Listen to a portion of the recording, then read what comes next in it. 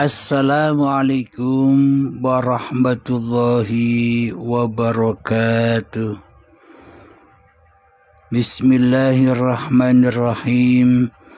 Ashhadu an la ilaha illallah wa ashhadu anna Muhammadar Rasulullah. Allahumma salli ala sayyidina Muhammad wa ala ali sayyidina Muhammad. Rabbi shrah li sadri wa yassir li amri wahlul 'uqdatam min lisani yafqahu qawli. Amin. Bismillahirrahmanirrahim. Salam hormatku buat para sahabat tercintaku dimanapun Anda berada, baik yang ada di dalam dan yang ada di luar negeri. Semoga kita semua selalu dalam keadaan sehat walafiat. Amin ya rabbal alamin. Bismillahirrahmanirrahim. Kali ini kita mengkaji, berhubung saat ini masih di dalam bulan Maulid Nabi besar Muhammad sallallahu alaihi wasallam, akan kami kutipkan di dalam surat Al-Ahzab ayat ke-21. A'udzu billahi minasy syaithanir rajim. Bismillahirrahmanirrahim. Laqad kana lakum fi Rasulillahi uswatun hasanatun liman kana yarjullaha wal yawmal akhir wa dzakarallahu katsira. Artinya, sungguh telah ada pada diri Rasulullah itu suri tauladan yang baik bagimu, bagi orang yang mengharap rahmat Allah dan kedatangan hari kiamat dan yang banyak mengingat Allah. Sadaqallahul azim. Jadi pada diri Rasulullah sallallahu alaihi wasallam terdapat suri tauladan, terdapat contoh yang wajib kita ikuti, yang wajib kita contoh. Berarti bila sudah ada contohnya, kita wajib mengikuti contohnya. Bagaimana apa yang dilakukan atau yang dipergelarkan oleh contohnya, yakni baginda Nabi besar Muhammad sallallahu alaihi wasallam. Secara kemanusiaannya sudah kita contoh, seperti mencontoh apa yang dilakukan oleh Nabi, syariat-syariat yang dilakukan oleh Nabi. Solat kita contoh seperti solatnya Kanjeng Nabi. Puasa kita contoh seperti puasanya Kanjeng Nabi. Zakat kita contoh seperti zakatnya Kanjeng Nabi Muhammad sallallahu alaihi wasallam. Akan tetapi tidak cukup bila kita mencontoh hanya dohiriyahnya saja. Jadi wajib kita mencontoh secara keseluruhan.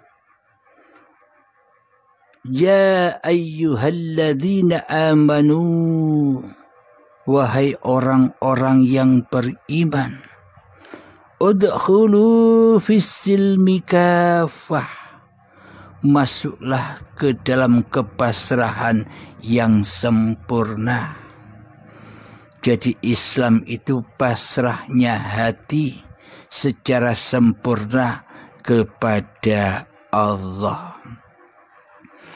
Maka ketika Kanjeng Nabi membawa perintah syariat dari Allah, yakni perintah sholat, perintah ibadah-ibadah, maka wajib diawali dengan niat di dalam seluruh apa yang kita aktivitaskan, terutama di dalam syariat-syariat ibadah. Perlu diketahui untuk kita semua, jadi syariat itu bukan syariat ibadah-ibadah saja. Syariat di luar ibadah juga syariat. Kerja syariat, makan syariat, minum syariat, duduk syariat, berdiri syariat, mandi syariat, dan sebagainya. Memandang juga syariat, mendengar juga syariat, berkata juga syariat, dan di seluruh syariat-syariat yang dikerjakan oleh kita wajib didahului atau diawali dengan niat. Tanpa niat maka terputuslah syariat-syariat itu.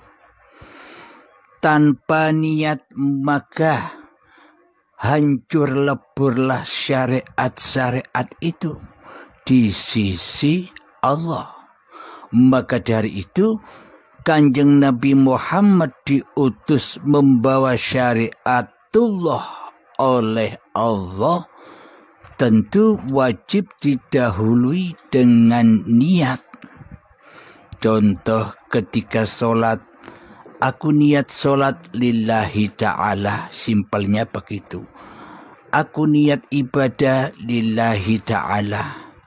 Aku niat mandi lillahi ta'ala. Aku niat duduk lillahi ta'ala. Aku niat berdiri lillahi ta'ala. Aku niat bekerja lillahi ta'ala. Aku niat tidur lillahi ta'ala. Seluruhnya wajib didahului dengan niat. Dan di ujung kalimat niat ada passwordnya, ada kata kuncinya, ada pintunya, agar kita bisa mi'raj kepada Allah, agar kita bisa menghadap kepada Allah, agar kita bisa bertemu dengan Allah di seluruh syariat-syariat yang berlaku. Jadi tanpa niat maka kita tak akan bisa bertemu dengan Allah. Jadi tanamkanlah niat, yang mana di ujung niatan ada pintu lillahi ta'ala. Itulah niat yang benar. Namun selama ini realita yang terjadi atas diri kita, ketika kita sedang beribadah, ketika kita sedang sholat, ketika kita sedang beraktivitas apapun, meskipun kelihatannya didahului dengan sebuah niat, akan tetapi selama ini kita ogah, kita tidak mau, kita tidak bisa kembali kepada kepada Allah. Kita tidak bisa membuka pintu alam lillahi ta'ala. Akan tetapi yang teraplikasi di dalam hati kita di seluruh solat-solat yang kita kerjakan, di seluruh ibadah-ibadah yang kita kerjakan, di seluruh aktivitas-aktivitas yang kita lakukan sejak akil baligh tiba hingga setua ini, semuanya jatuh di dalam belenggu, jatuh di dalam lembah neraka. Jadi selama ini kita selalu jatuh dan jatuh ke lembah pengakuan diri kitalah yang jadi Tuhan daripada Allah. Selama ini kita terjebak, jatuh melewati Siratal Mustaqim, jatuh ke lembah neraka, yakni jatuh kepada li nafsi di seluruh solat dan ibadah kita, di seluruh aktivitas yang telah kita kerjakan selama ini. Kita tidak bisa pulang kepada Allah. Kita tidak bisa membuka pintu lillahi ta'ala. Karena apa? Karena di dalam hati kita belum ada imannya. Karena iman yang selama ini kita yakini hanyalah iman-imanan. Iman yang selama ini kita akui sebagai iman kita masih iman bohong-bohongan. Karena selama ini kita tidak pernah mencontoh apa yang ada di dalam hati Kanjeng Nabi Muhammad sallallahu alaihi wasallam. Kita tidak mencontoh uswatun hasanah yang dicontohkan oleh hati Nabi. Karena selama ini kita hanya mentuhankan dohir-dohir kita saja. Kita selama ini mentuhankan diri kita sendiri.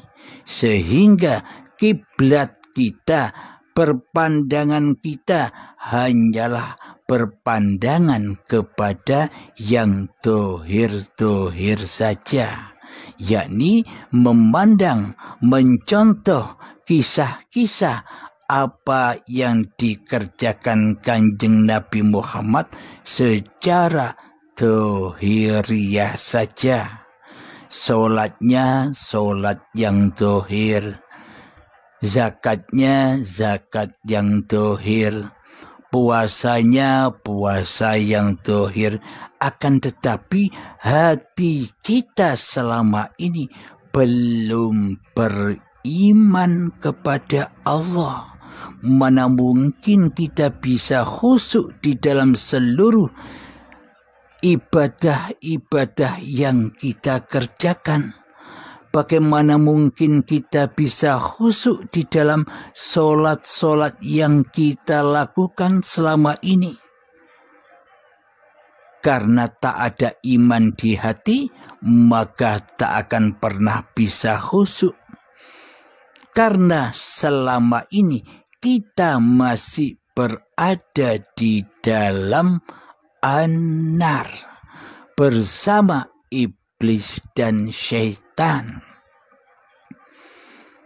Jadi kita tak akan pernah bisa mencontoh hati Kanjeng Nabi Muhammad sallallahu alaihi wasallam bila kita belum beriman kepada Allah.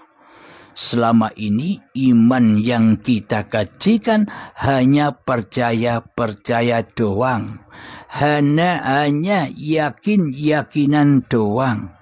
Tapi di dada kita, tapi di dalam hati kita tidak meyakininya. Karena apa? Karena yang jadi Tuhan selama ini masih diri kita sendiri. Maka Allahnya gaib, Allahnya tiada. Bagaimana mungkin kita beriman kepada Allah sementara Allah itu gaib bagimu?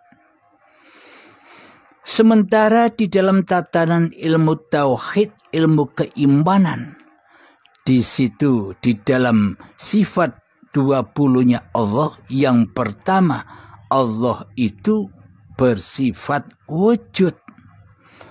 Allah itu bersifat nyata. Allah itu bersifat ada. Jadi logikanya begini.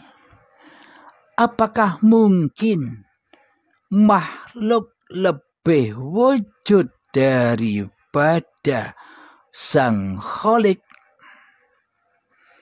Apakah mungkin ciptaan lebih unggul, ciptaan lebih wujud daripada yang menciptakan?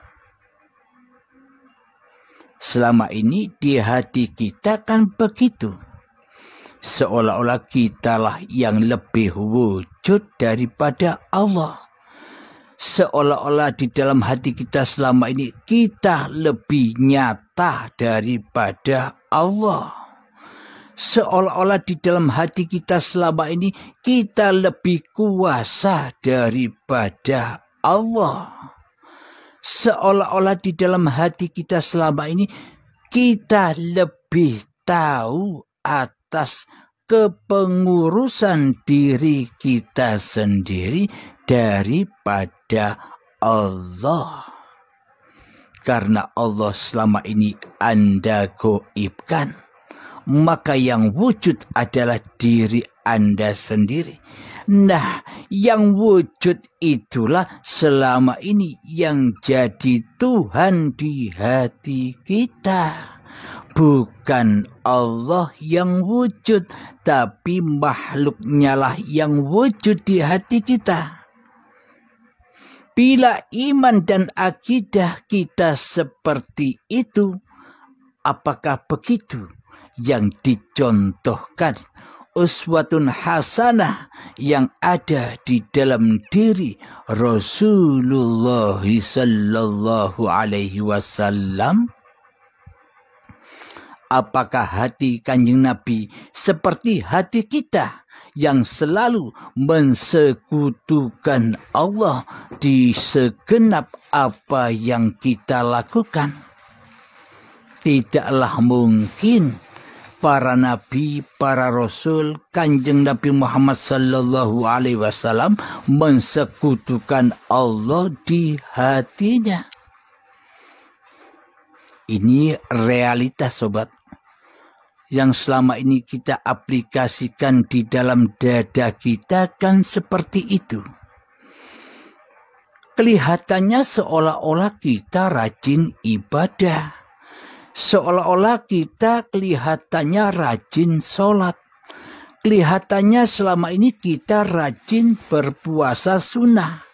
Seolah-olah kita selama ini rajin sholat duha. Seolah-olah kita selama ini rajin sholat tahajud. Seolah-olah selama ini kita rajin sholat tasbih. Hanya seolah-olah saja. Akan tetapi yang jadi Tuhan di dalamnya bukan Allah, tapi diri kitalah, tapi hawa nafsu kitalah yang selama ini menjadi Tuhan atas seluruh solat-solat yang kita lakukan.